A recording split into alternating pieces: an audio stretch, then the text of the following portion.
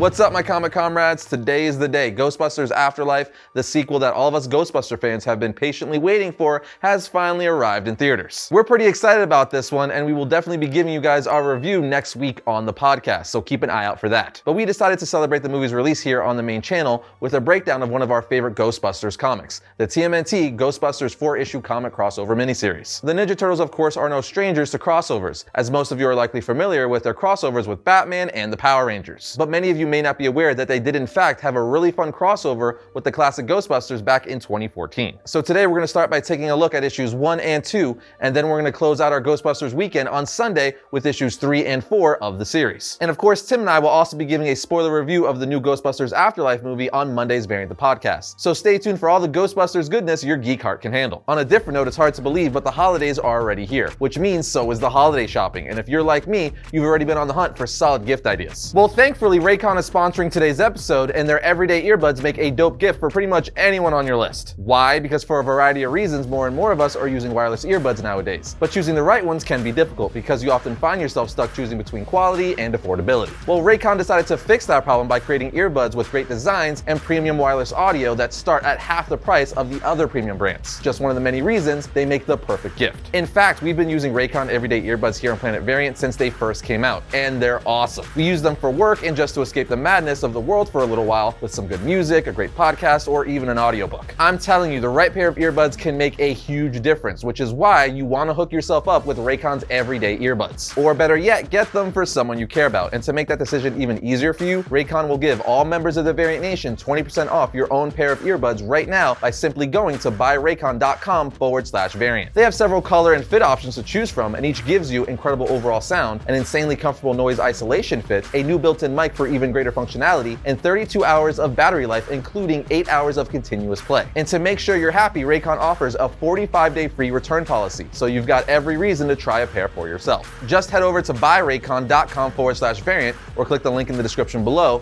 and get 20% off your order now. Then come back and let us know what you like most about your new pair of Raycon earbuds in the comment section below. Again, that's buyraycon.com/variant. But now that you have another dope holiday gift lined up, let's get into some TMNT meets the Ghostbusters. But don't cross the streams. That would be bad.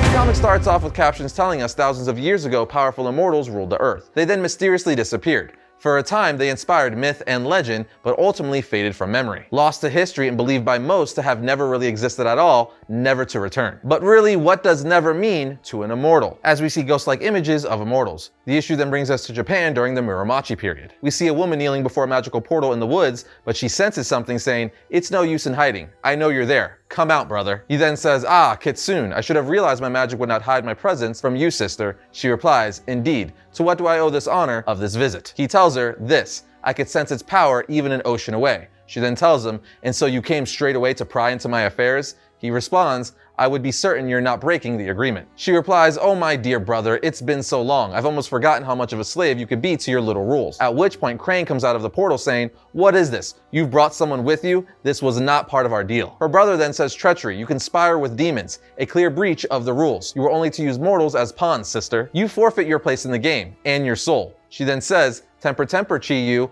I am still playing to the spirit of the rules, if not to the exact letter." Chi-Yu then proceeds to fight as he uses his powers to turn into a bull-headed looking demon, but she just grabs Chi-Yu and tosses him into the portal. Krang then tells her, "If you're done wasting my time," she interrupts, "Of course, my lord. I apologize for the interruption. Shall we continue our business before my brother returns?" He responds, "I wouldn't worry about that. There are safeguards on this portal to prevent unwanted incursions. He won't be able to enter my world, nor will he be able to simply turn back. At best, he has been destroyed. At worst, irretrievably lost and aware of every second. A hellish eternal limbo. Something to keep in mind." He then hands her what we could only assume is mutagen, while she says, "It sounds as though you don't trust me." He responds, "I have no use for trust. I have use for land. Have you cleared the humans from the area we discussed?" She replies, "Of course. All is going according to plan." We are then brought back to the present a few hundred years later at the laboratory of Harold Lil-Ya, where we see Donnie, April, and Harold showing the rest of the Turtles and Casey Jones a teleportation machine that they've been working on. Most of them are skeptics, specifically Raphael and Casey, making fun of Donnie saying, "Yeah, right, it's not gonna work." So Donnie has Harold demonstrate by throwing an apple through it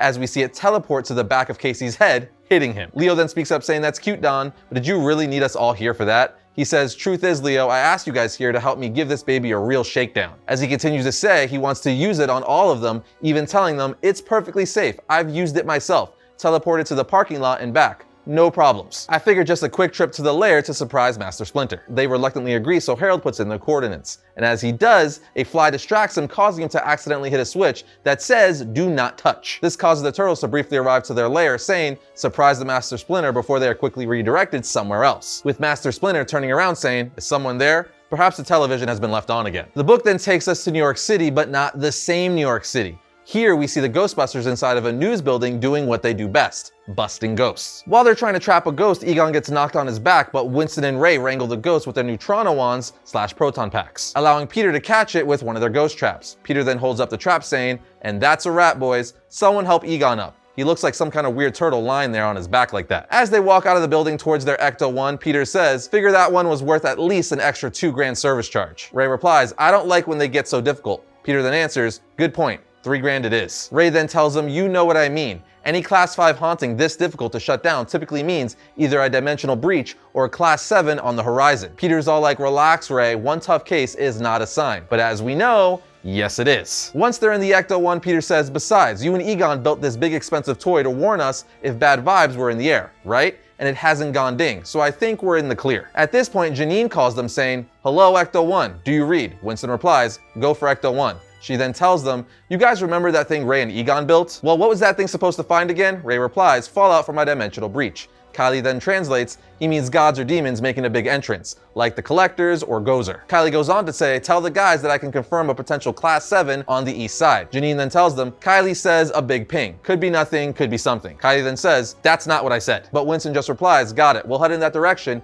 and see what we can pick up." Ecto-1 out. Winston then says, "And by the way, Venkman, if we find anything nasty out there, I'm blaming you." Meanwhile, we see that the Ninja Turtles have been teleported to a church that's currently in the middle of a wedding ceremony, with April saying, "I hate to tell you, Donnie, but I think your calculations were off." Raph then says what she said, "Where the heck did you send us?" Donnie replies, "Right where I meant to. The GPS confirms that the coordinates are correct. I set them to send us to the abandoned church." As the turtles stand there at the altar, the wedding guests say, "What is this, turtle costumes? No one told us there would be a performance. Lucy always was a little weird. Figured she'd go non-traditional." But talking 4-foot Ninja Turtles are the least of their worries, as on the next page, we see a ghost show up saying, "Free, I am finally free." The bride then says, "Is that a freaking ghost? I was told this was a ghost-free venue. We paid extra for that." She then looks at the priest who is marrying them saying, "I demand you to fix this." He responds, "What do you want me to do? Exorcise it? For that, we charge extra." We then see that this ghost is actually Chi-Yu, finally released from the prison his sister threw him in, which clearly has something to do with Donnie's teleportation device wigging out. Chi-Yu starts saying, "Free after so long. At last, able to exact my revenge on my..." Wait, I cannot sense Kitsu's presence. I cannot sense any of my brethren. What new hell is this?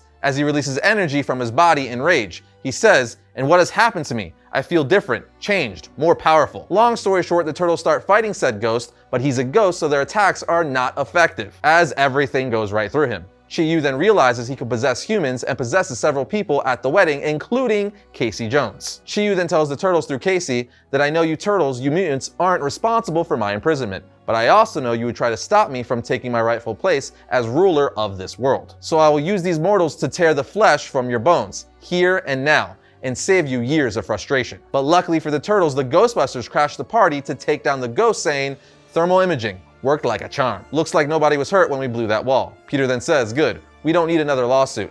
"That's right, Mr. Spooky. You can lock the doors, but you can't lock the walls." The Ghostbusters are here, and apparently so are some kind of Kung Fu Martians. God, sometimes I hate this job. And with that, issue 1 comes to an end. This brings us to issue 2, which opens up with Peter saying, "Okay boys, we got a floater in the pool. Let them have it," as they start blasting Chi-Yu with their proton packs. Chi-Yu says, "This light, it burns. Thralls, what sorcery is this? Tell me." And all the people he's possessed respond to him saying, "Ghostbusters." He then says with shock in his eyes, "They could capture me? No, retreat my minions, retreat."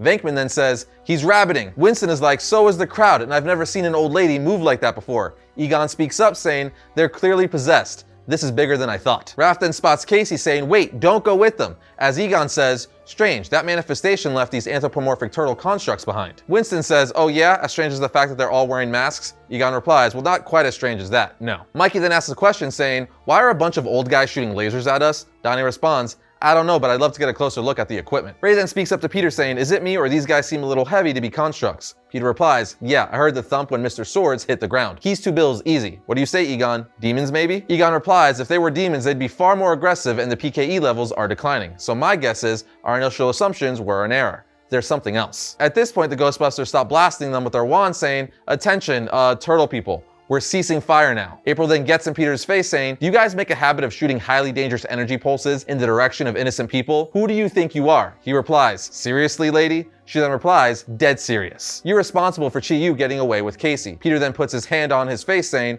why is it always the redheads who yell? Long story short, the Turtles and the Ghostbusters talk with one another, with Donnie saying to them, we're mutants, not aliens. We were in the middle of testing an interspatial teleportation unit when there was an unknown variable. Ray replies, so you landed presumably in the right spot, just a fraction of a decimal point away from the proper dimensional wavelength. Donnie replies, yes, exactly. I'm so glad someone else gets it. Peter then whispers to Raph, so you have one like that too, huh? He replies, at least it's just one. Peter then says, you got me there. After some more talk, the Ghostbusters invite the Turtles back to their lab. But meanwhile, a short distance away, we see Chi-Yu tell people he's possessed. Since I cannot find my family or any like them, our pact to influence the world indirectly is null and void. I am free to directly impose order here, to make this world what it should be. And when that is done, Casey Jones, your mutant companions will rebuild the machine that freed me so that I may find other worlds to conquer. I will rule all, but first, while these peasants were a serviceable test for my new abilities, they are hardly the makings of a worthy army. He continues to say, look at them, Casey Jones. Do you see? Cowards, unworthy. I desire warriors to gift with my power. But Casey is trying to combat his possession and mind control, but ultimately is not strong enough. Chi-Yu then turns into his bull form saying, you have no choice. I require more warriors. More like you. You will direct me to them, then I will annihilate any and all who oppose me. Back at the Ghostbusters lab or firehouse, the Turtles and the Ghostbusters get more acquainted, while we see Egon run tests on the Turtles with equipment we've seen from the first Ghostbusters film. It's a really cool Easter egg. I mean, come on, that posture drainer with all the nodes on it, iconic. They continue to get more acquainted and Mikey even meets Slimer. And we also learn that Donnie is having a hard time believing that ghosts are real and is trying to find some scientific explanation for it as he doesn't believe in the supernatural. Which is really funny considering he's a mutant ninja turtle, but hey, I guess there's a scientific explanation for that and there's not one for ghosts. But Ray later explains to him, think of it like this. You're a mutant who built a dimensional portal and wound up on another world. Is that somehow less fantastic of an event? Our core, who we are, that's a kind of energy. The afterlife is just a matter of determining where that energy goes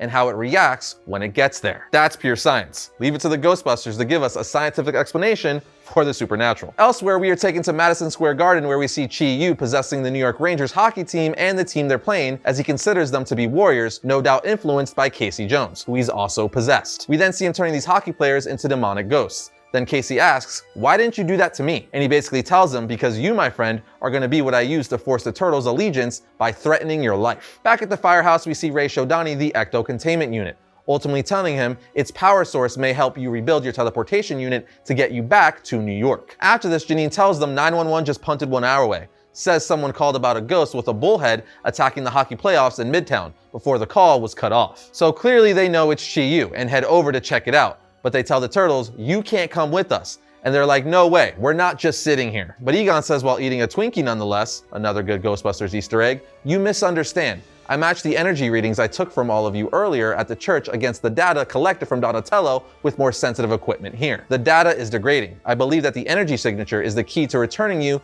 to your proper dimension. If it degrades too far, you risk being lost forever. Raphael asks, how much time do you figure we got? He responds, I estimate 72 hours. Possibly less. Raphael then says, so 3 days. We could do that. We ain't leaving Casey to you guys. No offense. With the Turtles not backing down, Ray says, well, in that case, and Peter asks, what are you doing? We gotta go, man. But he tells him, getting my spare. If Donnie here wants to help, we'll let him help. And I've got just the thing, as he's looking for it in his locker. Mikey says, so can I? Leo responds, absolutely not. And on the last panel of the book, we see Donatello strap on a proton pack saying, whoa, I just have one question. How does this thing work? And with that, Issue 2 ends. There you have it, guys. Teenage Mutant Ninja Turtles and the Ghostbusters issues 1 and 2. What could I say? This is just a purely fun comic book, taking two of the most beloved franchises in geekdom and putting them together. I feel like if you're a Ninja Turtles fan or Ghostbusters fan, there's nothing here about this series that you're not gonna like. It's got a ton of Easter eggs for both franchises and it blends them together perfectly. It's quite literally like watching Saturday morning cartoons, just good old-fashioned fun. So if you're a fan of Ninja Turtles or Ghostbusters like me, a big fan of both, Definitely read this series for yourself to get all the little nuances and support the creators who made it. And remember, join us back here on Sunday as we break down the final 2 issues of the series. In the meantime, let us know what your favorite Ghostbuster moment is in the comments section. And remember, we're ready to believe you. And that's gonna bring today's episode of Variant to a close. But if you like today's video, check out this one right here. And if you like all of our content, subscribe, like, and comment. It always helps the channel out. But other than that, I'll see you guys next time when I talk about all things comics.